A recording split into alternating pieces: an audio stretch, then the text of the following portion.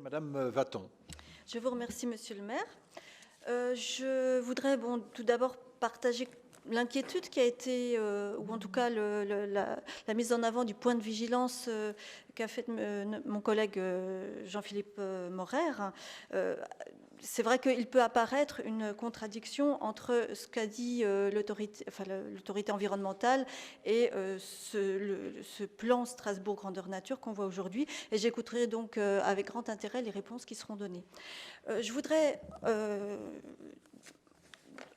en premier lieu, je dirais, saluer le travail qui a été accompli et féliciter donc Christelle Colère et les services qui ont mené cette démarche dont l'intérêt me semble principalement, enfin déjà sur un intérêt majeur et le fait que ça soit une démarche participative, comme vous l'avez dit, avec tous les acteurs, aussi bien du néophyte que le plus expert dans le domaine de la faune et de la flore.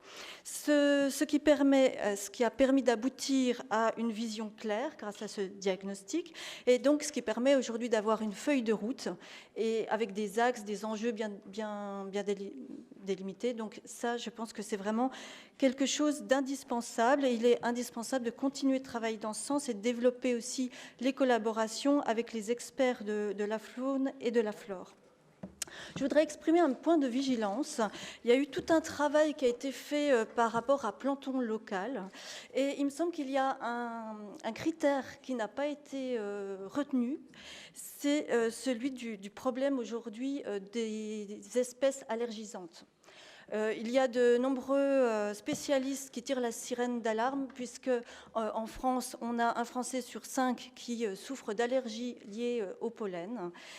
C'est une allergie qui est en forte augmentation, et c'est un problème d'autant plus urbain que la pollution de l'air aggrave à la fois l'allergénicité des pollens et modifie en plus la sensibilité des individus, puisque cette pollution modifie la réactivité bronchique. Donc tout cela fait qu'aujourd'hui, ça devient vraiment un problème de santé publique, et on a des espèces allergisantes comme les bouleaux, les charmes, les saules qu'on retrouve ici, et il faudra peut-être travailler davantage par la suite sur ce problème-là et éviter des expériences malheureuses comme par exemple la ville de Lyon qui avait planté beaucoup de bouleaux et qui s'est retrouvée avec de gros problèmes par rapport à ces allergies.